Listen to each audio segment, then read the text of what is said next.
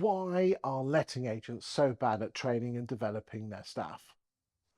Today, I'm joined by Julie Ford, who is a letting agent consultant, and she helps estate agents be better agents. Julie, why are letting agents so rubbish at training and developing their team? Talk to me.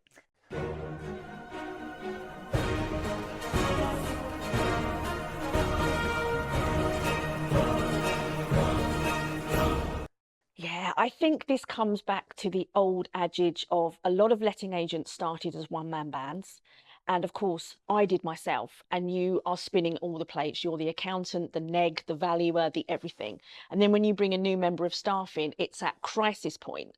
If we brought staff in earlier, then we'd have the opportunity to train them for the role that they needed.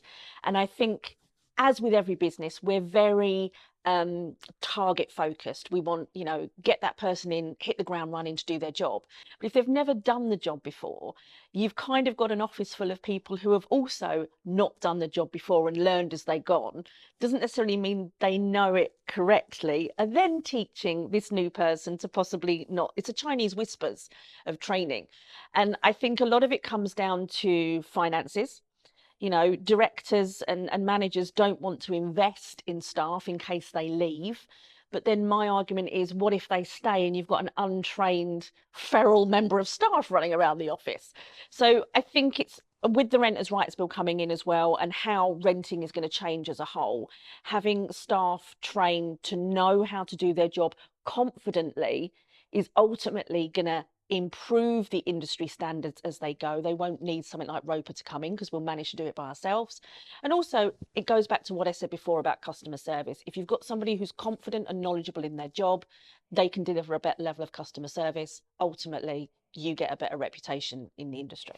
It's chicken and the egg though, because landlords are leaving letting agents and doing it themselves with open rent and things like that. So there's less money coming in, which means you haven't got enough money to spend on training and developing, which means that you have poorer staff, which means that the staff aren't keeping, colleagues are not keeping an eye on the landlords, giving them great customer service. So again, they think, well, I might as well go to open rent, and the circle just continues on. Yeah. I mean, does it shock you that I can count on no more of those two hands the number of letting agency trainers? No, it doesn't shock me because There's unfortunately, 14,000 letting agents out there, and there's 10 to go between them. yeah, Well, I can't get 10. because unfortunately the business isn't there. For us as trainers, the business isn't there. No one's interested in us until it goes wrong. Then suddenly they want us to fix it all. Do you think it's because a lot of letting agents, I mean, there's two types of letting agents. There is the estate agent who has a lettings department, and you have the letting. If funny that estate agents always have letting departments, but letting agents never have estate agency departments. Have you noticed that? Yeah. Okay, I'll tell you why off camera. But anyway, that's another story for another day. What would your message be to the estate agency bosses who have a lettings department? Why are you training them? I think it comes down to the same thing, doesn't it? They think that lettings is an easy entry. There's no real regulation other than, a couple of boxes you've got to tick. And, Do those 170 pieces of legislation? no, because how many agents actually know there's 169 acts and 402 regulations? They'd probably be able to name 3. But the sales agents that open lettings departments have done it for a number of reasons. First of all, It's cash in it. 100%. Maybe sales has dipped a bit. Oh, we'll do lettings because that's easy. It's a completely different beast, but they think it's easy. And then when it goes wrong, they're like, oh, yeah, well, we were a sales agent anyway, so it wasn't really lettings. I mean, without mentioning any names, have you heard of some absolute horror stories of letting agents because they haven't trained their staff? Oh, my goodness, 100%. Go for it. Absolutely. I've heard of letting agents that one particular letting agent that I used to work with, and I used to be worried if he hadn't phoned me at least 3 times a day what he'd broken without me. And he would literally spend hours researching how to get around the legislation rather than how to work with the legislation. He had predominantly portfolios of HMOs that he managed for landlords.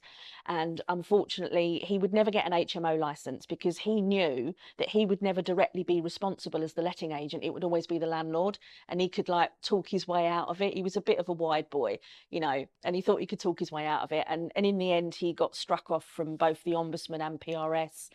The landlord, unfortunately, had to go bankrupt because of the amount of fines that was coming his way. So that was quite horrific. And then there's other things where you're just, you're speaking to these agents and you're like, is this for real? Is Jeremy Beadle going to jump out on me in a moment? When you've got people saying, the landlord wants me to go and do a property inspection. I already fully manage the property. How much do I charge him for that? I don't get out from behind my desk. And you're like, but that's your job. It's your job to go and inspect the property. There's a very strange mentality. I think people get into lettings for all the wrong reasons. It's not seen as a career. I think it's seen as a stepping stone to something, but I don't know what that is. Same in the estate agency. No one, well, I think I can count on three fingers the amount of people that actually want to be an estate agent. Mm, I think Megan 18, Perry Power. Yeah, that's about it, really. yeah. Yeah. I didn't want to be in lettings. I wanted to be a policeman when I grew up. What about the letting agents who are just letting agents? You would expect them, due to their personality type, to be perfectionists and therefore want their staff to be perfect. Why aren't they very good at training their staff? I wish I knew the magic answer, to be honest with you. And I think it again goes down to a varying degree of What they know best? yeah, absolutely. I've worked with agents before where the letting agent on the ground is trying their best to do their job correctly, but the manager or the director is, we don't do it like that. Why? Well, because we've always done it like this. No logical reason to why we're doing it like this, but fear of change, fear of adaptation, Fear of criticism? fear of criticism, absolutely. Where do you think Roper can come in on this? Because that's going to force people's hands, isn't it?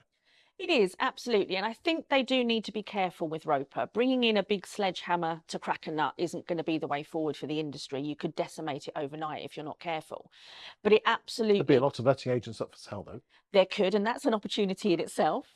But ultimately, I think it's going to be a level playing field. And at least landlords and tenants will then know, you know, you've got it out there at the moment, everyone competing with their fee level. And landlords, for some reason, are programmed to go for the cheapest and then wonder why they don't get the 5-star service. Well, if you pay a little bit more, hopefully you get a better level of service. If everybody out there has to start on a level playing field, then fees will be more on a level playing field because everyone's giving the same level of service and everybody knows where they stand. I just think it's a good thing, but they need to be careful how they do it. Thank you for your time today, Julie.